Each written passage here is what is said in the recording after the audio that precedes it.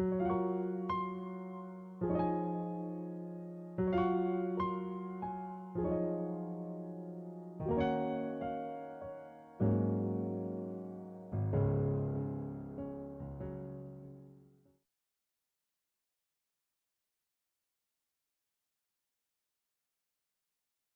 Viewers, आज हम NIMS info diary में सिंपल ब्रेड के आलू वाले सैंडविच बनाने जा रहे हैं। तो इसके लिए हमने आलू ले लिए हैं, इनको बॉईल कर लिया है। हम इनमें से 2 या 3 आलू यूज़ करेंगे। तो हमने नमक ले लिया है, 1 टीस्पून नमक है। एक छोटी प्याज हमने काट लिया, बारीक बारीक सा काट लें। मेथी दाना पाउडर हाफ़ टी स्पून ले लें। सूरख मिर्च पाउडर हाफ़ टी स्पून और 1 टीस्पून आपने खुश्क धनिया ले लेना। और हरी मिर्च भी हमने एक बारीक बारीक काट लिया। अब हमने जो है वो 4 पीस ब्रेड के लेने हैं। आप चाहे तो वाइट ब्रेड यूज़ करें, चाहे ब्राउन ब्रेड यूज़ करें। अगर आप डाइट पे हैं तो आप ब्राउन ब्रेड ले सकते हैं और आलू की जगह आप कोई भी और सब्ज़ी लेके उसको बॉईल करके इसी तरीके से यूज़ कर सकते हैं। तो आपका डाइट सैंडविच जो है वो तैयार होगा। तो अभी हम आलू यूज़ कर रहे हैं, 3 आलू हम यूज़ करेंगे।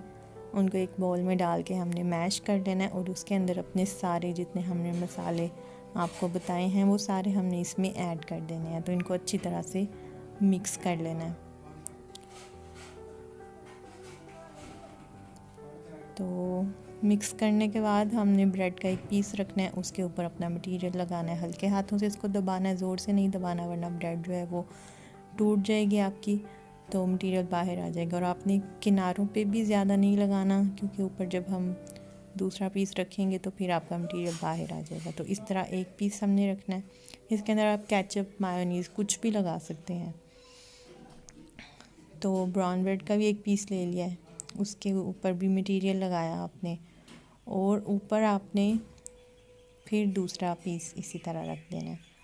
तो इसको चाहे तो आप तवे पे फ्राई कर सकते हैं, इसको काट लें दरमियान से सैंडविच की शेप में और तवे पे ऑयल डाल के तो इसको 2-2 मिनट के लिए दोनों साइड्स को कर लें। तो हमने टोस्टर को ऑयल लगाया है और अब हमने जो है इसमें अपने सैंडविच ग्रीन लाइट ऑन होने तक हमने इसको कुक कर लिया और हमारे सैंडविच जो हैं बिल्कुल रेडी हैं। आप नाश्ते के लिए इसको बनाएं या फिर आप शाम की चाय के साथ भी इसको यूज़ कर सकते हैं।